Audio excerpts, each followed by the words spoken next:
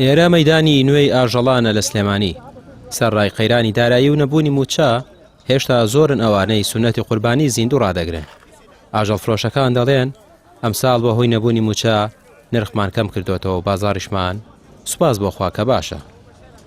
ئەمە لە دوای نوێژیبانیوە لێرەین ئێستا بازارەکە باشترە چونکە خەڵک ئەم کاتانەش بۆ قوربانیکردن باشترە هەڵە سێلەخە و سەری چاودێری خۆتان کردووە تەسیریشان کردووە ماشەڵە قەڵە باڵەکە. وڵای نرخیان ئەمە بە 8.5 دەین مەڕیش بە 6.5 ئەو سعرانەیە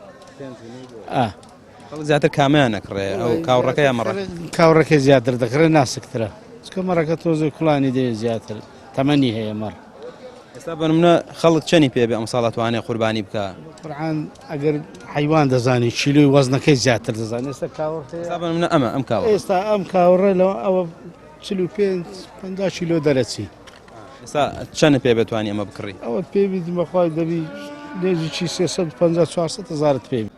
هاوڵاتیان بۆ کڕینی ئاژەڵەکانیان ڕوو لە مەیدانەکە دەکەن.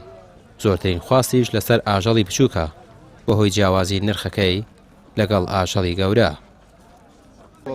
نرخەکان لە چاو ساڵانی پێشوا زۆر باشە الحەمدولیلە، بەڵام لە چاوایە کە مەعاژ نەدراوە وەزع زۆر باش نییە خەڵک قوربانی ئەوە ناکات، بەڵام لە چاو ساڵی پێشوا حیوان زۆر هەرزانتر بوو.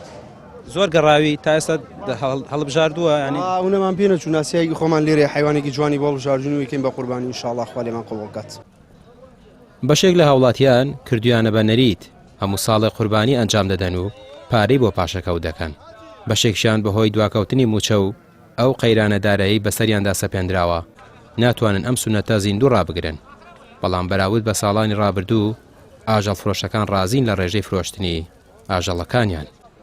ڕامیار عوسمان کەناڵی پێیام سلێمانی.